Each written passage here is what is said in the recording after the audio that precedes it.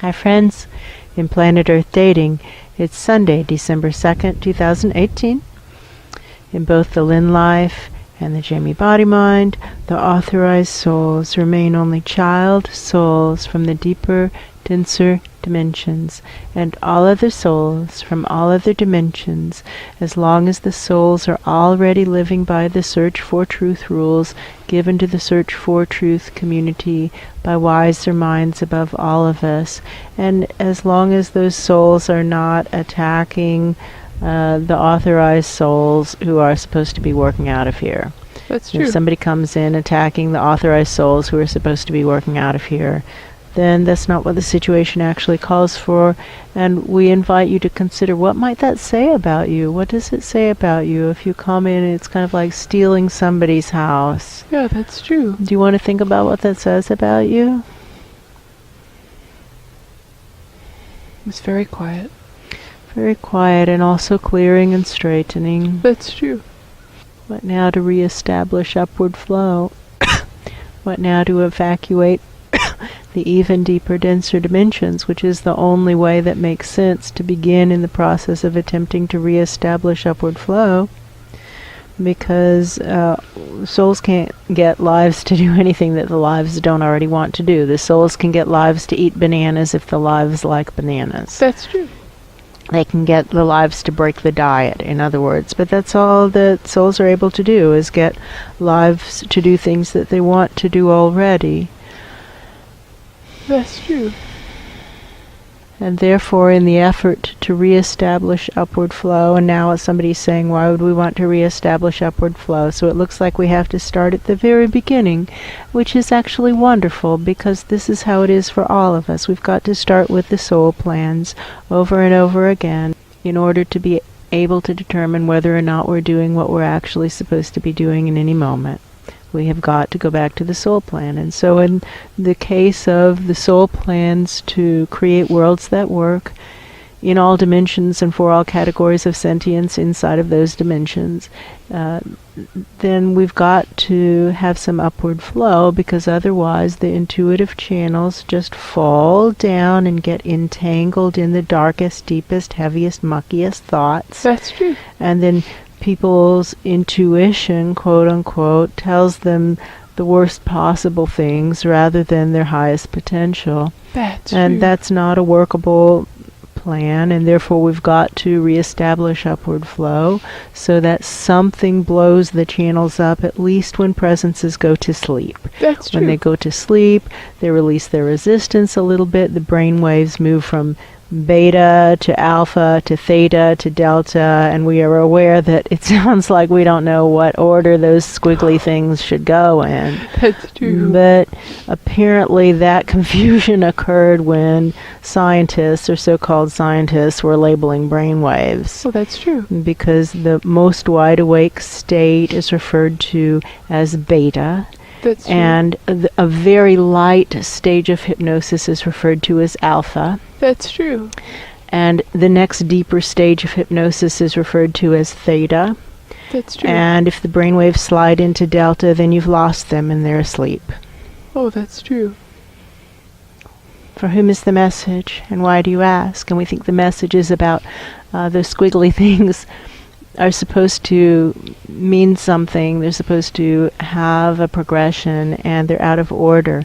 And possibly this is part of the interdimensional confusion, is things are out of order, and possibly it's a message about dimensional inversions. That's what they're talking which about. We've been getting these messages for quite some time, a pretty steady stream of them, especially this last week. That's true. But this is a message of many years. And there was a big earthquake in Alaska, and when we consider tectonic plates, it's helpful as a representation of what's going on in the astrals. That's true. And in Alaska, one tectonic plate is sliding under another, one is riding up on another, and it's creating earthquakes and aftershocks. And that type of thing is going on in the astrals also. That's true. And we're therefore getting astral inversions, where dimensions that we think should be high dimensions are in fact sliding under other heavier dimensions, and the whole thing is just settling down into the muck in a way that's true. not helpful. For whom is the message, and why do you ask? And again, the pencil point is coming around to the need to establish upward flow, to reestablish upward flow so that the intuitive channels blow up, so that when people ask, what am I supposed to do now, they're actually asking higher presences, higher powers, less dense presences, hopefully wiser minds above, rather than when their intuitive channels are down, they might think they're asking up, but they're really just asking the muck. That's true. What to do, and we don't really think that that's valuable. No, that's true. For whom is the message, and why do you ask? And again, the pencil point is circling back around, given the reality that we've got to reestablish some upward flow to have any chance of salvaging anything out of this disaster, or even to have a gentle landing. That's true.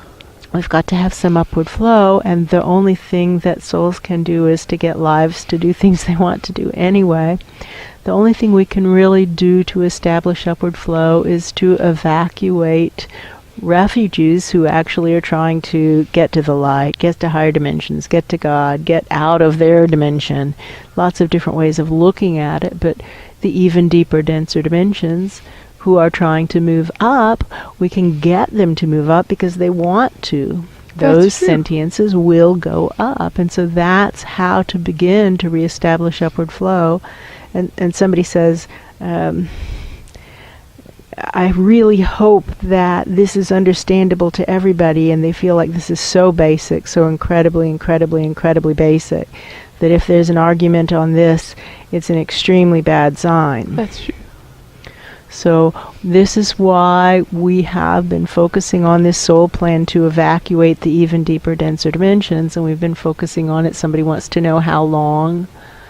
Maybe a year, 2 years. Maybe 2 years. 2 years?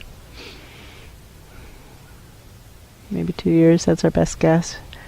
For whom is the message, and why do you ask? Somebody wants to know how it's been going. Yeah, that's what they asked. Well, it depends on how you frame it. We've learned an awful lot. We've learned that there's a lot of fear when it comes to energy coming up from deeper, denser dimensions. That's and true. Many dimensions are afraid of exhales from the depths, so to speak, and they try to cap the things that are spewing up into their dimension, and we understand that. That's true. But it is still what the situation actually calls for. Does that answer the question? Why do you ask? They're talking about a life between lives hypnosis session that we facilitated a couple of days ago. That's true. And we had asked for a transport system to get us through the astrals, because the subject was a very good hypnosis subject, and he went right up into the astrals and then seemed to hit an astral inversion, and now we're just going sideways, and he can't get out of that band of darkness. He doesn't see how to get out of the band of darkness. He's just stuck in the band of darkness, and we're not moving through the bands of light and dark. That's true. And so we had asked for a ride through it. Basically, can you send transport? And they did. Then we were in what looks like a car, and we're driving, and it's a large highway with no traffic on it. At least 3 lanes going in one direction. We think 4 lanes. Yeah, that's The true. driver is kind of hazy and shadowy, hard to see. And the driver drives us a long way through this road that starts to curve through the mountains, and then we get to a tunnel, and the driver parks the car and kind of ushers us toward the tunnel and says, and now you go, from here you go yourself, go through the tunnel. And the beautiful thing about a tunnel is that it's really clear what direction in which to head, because you can't take a wrong turn in a tunnel. That's true. So we can ricochet off the walls, it's okay. We're dead anyway, it doesn't hurt. And so we're flying through the tunnels, trying to get up, and what basically happened is what has happened in so many of the filmed between lives experiences. where we're just going up and we cannot get anybody to make eye contact and answer that's questions. For whom is the message, and why do you ask? That's a very head-opening question. It is a very head-opening question. For whom is the message, and why do you ask?